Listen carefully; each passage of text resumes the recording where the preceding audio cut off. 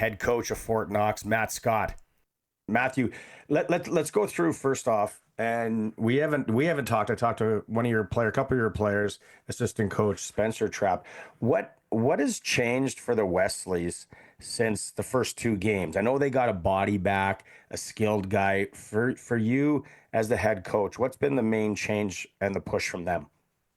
You know what? When we compare kind of our first two games in Saskatoon, to the last three that we've played, like you said, they're a bit of a different team. They're playing with a little bit of desperation. I mean, obviously, the game the other night in Saskatoon, it was a must-win game for them. And we know that the hardest game for us to close out is the game that's going to close the series. And so for them, playing with a little bit of desperation, gets us back on our heels a little bit. And I think that was the difference the other night in Saskatoon. All power play goals in game five. Three for them. Special teams obviously key, goes without saying. Do you not take penalties, which is sometimes hard, or do you have to look at tape and maybe figure out something different on the PK? You know what? It's a little bit of both. I think when you diagnose and you go through the game after, obviously we lost a teams game. Whether it was power play and penalty kill, they did a really good job at changing the way that they approached their power play. They had guys coming downhill from both sides and create a little bit of chaos when they were able to kind of find guys through the seam. So diagnosing it through video, understanding that our PK guys have got to stay inside, and we've got to make sure that we limit their ability to move the puck through seams.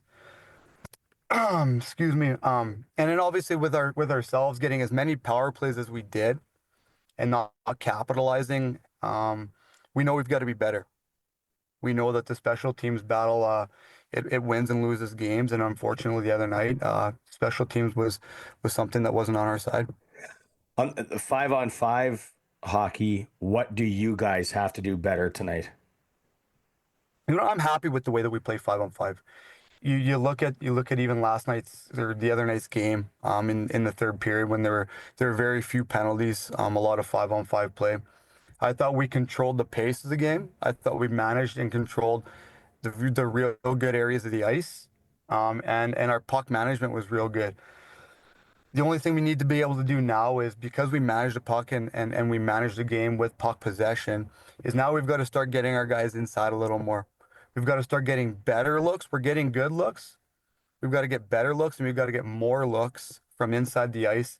And I think when you're facing a goaltender as good as Stokey, we've got to make sure when we do get our good looks from inside, we capitalize on them and we get traffic and we create a little chaos.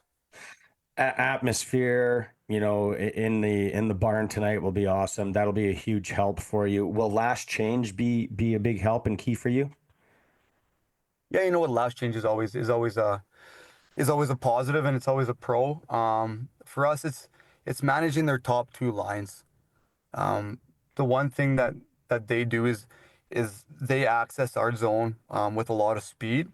So when we're able to match specific D pairings or specific forward lines against their guys, it's just our ability to track pucks back.